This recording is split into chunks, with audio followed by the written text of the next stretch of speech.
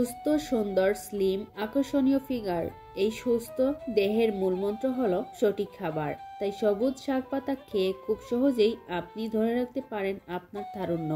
প্রিয় ভিউয়ার্স, আসসালামু আলাইকুম, ওয়েলকাম ব্যাক তানজিনা কুকিং। আশা করি সবাই ভালো আছেন, সুস্থ আছেন, নিরাপদে আছেন। আল্লাহর রহমতে আমরাও বেশ আছি। তো আজকে শেয়ার করব 12 পাতা শাক। অনেকেই ভাবছেন যে 12 পাতা শাক কি। এখানে বেশ কিছু শাক নিয়ে আসলাম, গ্রাম থেকে আসা টাটকা শাক। আমি কিছু শাক নিয়ে নিয়েছি এবং সবগুলো আমি খুব ভালো করে বেছে নেব। আর 12 পাতা বলতে এখানে কুড়মুড়ি শাক, হেলেঞ্চা, আলু পাতা, আরও কয়েকটা শাক আছে, এগুলো আমি নাম জানি না। মানে সবগুলো শাক একসাথে মিলিয়ে হচ্ছে 12 পাতা শাক। তো আজকে শেয়ার করব এই 12 পাতা শাক কিভাবে রান্না করতে হয়। আর এই শাকটা হচ্ছে আমাদের বাড়ি থেকে আসা, গ্রাম থেকে আসা শাক, যার জন্য অনেক ধুলো, মানে অনেক বালি রয়ে গেছে বা অনেকটা বাছা হয় নাই। সেই সাথে আমি শক্ত ডাঁটাগুলো খুব ভালো করে বেছে নিচ্ছি এবং পোকামাকড় থাকলে এগুলো দেখে খুব ভালো করে আমি বেছে খুব ভালো করে ধুয়ে নেব। সবুজ শাক পাতায় রয়েছে প্রচুর পরিমাণে vitamin C, E, magnesium, potassium, beta carotene, antioxidant সহ অনেক উপাদান। এই শাক যত চিকন করে কাটবেন তত কিন্তু খেতে মজা। আবার অনেকেই চিকন করে কাটতে পারেন না, একটু বড় বড় করে কেটে নিলেও চলবে। 12 পাতা শাক আসলেই অসাধারণ। তো দেখতে পাচ্ছেন আমি এখানে ধুয়ে নিয়েছি এবং কেটে নিচ্ছি। তো যাই হোক, আমি আমার মতো করে কেটে নিয়েছি। আপনারা চাইলে আরও একটু বড় করে কাটতে পারেন বা আরও একটু চিকন করে কাটতে পারেন।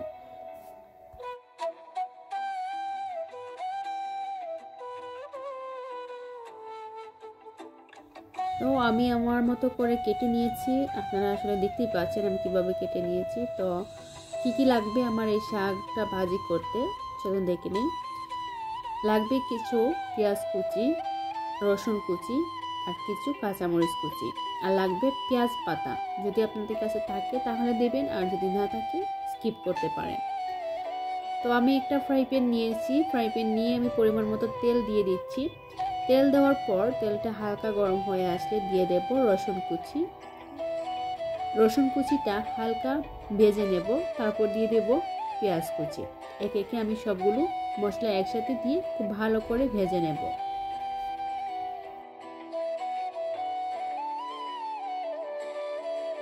রসুন কুচি, পেঁয়াজ কুচি হালকা ব্রাউন হয়ে গেলে আমি দিয়ে দিচ্ছি এখানে বেশ কিছু পেঁয়াজ পাতা, আর সেই সাথে দিয়ে দিলাম কাঁচামরিচ ফালি করে কেটে নেওয়া। তো এগুলো আমি দিয়ে 2 মিনিট খুব ভালো করে নেড়ে ছেড়ে দিয়ে দেব আমার কেটে রাখা শাকগুলো আমি অল্প অল্প করে দেব, যাতে খুব ভালো করে সব শাকগুলো এটাতে জায়গা হয়ে যায়। তো আমি অল্প অল্প করে দিয়ে খুব ভালো করে নেড়ে ছেড়ে রান্না করব। একটি কথা আপনাদেরকে বলে রাখি, শাক জাতীয় যে রান্নাগুলো আছে সবুজ শাক, ওগুলো কিন্তু ঢাকনা দিয়ে ডেকে রান্না করা যাবে না। ঢাকনা দিয়ে ডেকে রান্না করলে সবুজ রংটা লালচে হয়ে যায়, খেতে ভালো লাগে না। তো আমি দেখেছি আমার আম্মু সবসময় রান্না করে শাকটা, সবসময় ঢাকনা ছাড়াই রান্না করে। তো জিজ্ঞেস করেছিলাম কেন ঢাকনা দিয়ে ঢাকা হয় না, তখন আম্মু বললো যে ঢাকনা দিয়ে ঢাকলে শাকের রংটা কালারটা চেঞ্জ হয়ে যায়। তো এখানে দিয়ে দিচ্ছি আমি কিছু স্বাদ মতো লবণ। অবশ্যই আপনারা স্বাদ মতো দেবেন, শাক বুঝে স্বাদ অনুযায়ী লবণটা দেওয়ার চেষ্টা করবেন, না হয় বেশি হলে কিন্তু খেতে ভালো লাগবে না। আর শাকটা সবুজ সবুজ খেতে কিন্তু দারুণ হয়। অবশ্যই আপনারা শাক রান্না করার সময় ঢাকনা ছাড়া রান্না করবেন। তো আমি যতক্ষণ পর্যন্ত না শাকটা সিদ্ধ হচ্ছে ঠিক ততক্ষণ পর্যন্ত চুলার আঁচটা কমিয়ে 2 মিনিট পর পর নেড়ে ছেড়ে দিয়ে শাকটা রান্না করব।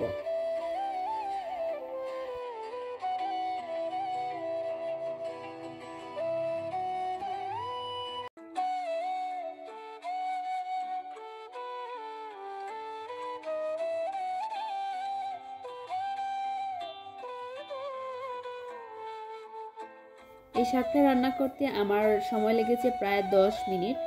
আর এই 10 মিনিটের ভিতর আমি অনেকবার শাকটাকে নেড়ে ছেড়ে দিয়েছি, কারণ নেড়ে ছেড়ে দিলে পানিটা তাড়াতাড়ি শুকিয়ে যায় আর অবশ্যই আপনারা চেষ্টা করবেন ঢাকনা ছাড়া রান্না করার। তো সুস্বাদু খাবার, ভিটামিন জাতীয় খাবার আসলে এরকমভাবে খেতে খুব ভালো লাগে। আর 12 পাতার শাক অবশ্যই আপনারা ট্রাই করবেন, সব শাক একসাথে মিলিয়ে খাওয়ার, কারণ একসাথে সব পুষ্টিকর খাবার আপনাদের মাঝে চলে আসবে। তো যাই হোক, দেখতেই পাচ্ছেন ভিউয়ার্স, আমার রেসিপিটা প্রায় তৈরি হয়ে গিয়েছে। আর আমি হাত দিয়ে একবার দেখে নিয়েছি যে শাকটা সিদ্ধ হয়ে গিয়েছে কিনা।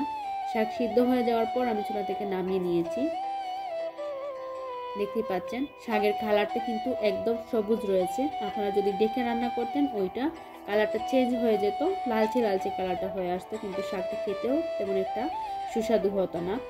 আর এভাবে কিন্তু আপনারা যখন শাকটা গরম ভাতের সাথে খাবেন, মানে কি বলবো, এত মজার একটা টেস্ট, মানে টেস্ট আপনারা বলতেই পারবেন না। গরম ভাতের সাথে কবজি ডুবিয়ে, মানে কবজি তো ডুববে না, শাক এটা মানে গরম ভাতের সাথে খুব ভালোভাবে এই শাকটা আপনারা পরিবেশন করতে পারেন। আর এই পর্যন্ত আমার রেসিপিটা আপনাদের কাছে কেমন লেগেছে অবশ্যই কমেন্ট বক্সে জানাবেন। আর লাইক শেয়ার কমেন্ট করতে ভুলবেন না। সবাই ভালো থাকবেন, সুস্থ থাকবেন। আসসালামু আলাইকুম।